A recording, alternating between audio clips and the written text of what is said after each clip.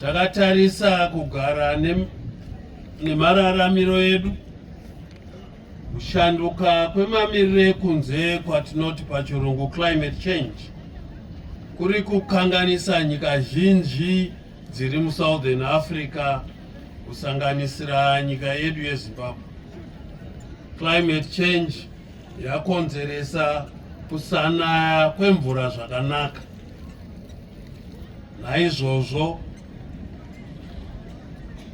taakuona gore redu richidzikira mune mamwe matunhu enzvimbo dzamunotonga. Basa rakakosha nderekuti tirwisane neclimate change, nderekuti tichengetedze masango edu asaparare. Kana tikachengetedza masango anoita kuti tikwanise kuti tideredze nyaya dzekuti kunze kwakunyanya kupisisa, pane dzimwe nguva zvotadzisa mvura kunaya zvakanaka. Kuridziro yangu ndeyekuti tibatane pamwe chete tione kuti masango edu achengetedzwa. Tiri panyaya yekurima. Mwaka unotevera wave pedyo, uye gadziriro dzinofanira kutanga izvozvi. Ndinokukumbirisai kuti mukurudzire mhuri dzenyu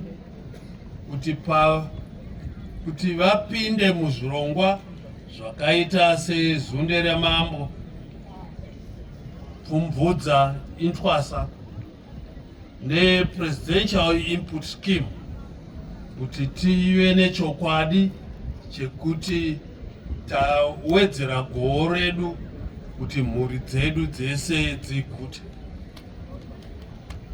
Takatarisana nenyaya dzezveupfumi, kunyange zvazvo zvakanaka kupa vana vedu masimba munyaya dzezveupfumi,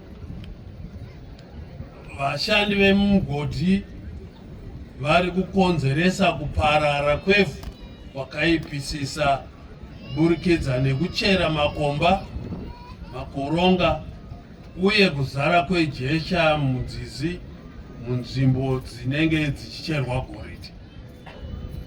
Ngatikurudzirei kuti vana vedu kuti vasiyane nemaitiro ayo anoita kuti nzizi dziparare, ende vateedzere zvavanenge vataurirwa neve environmental management apo pavanenge vachiita mabasa avo.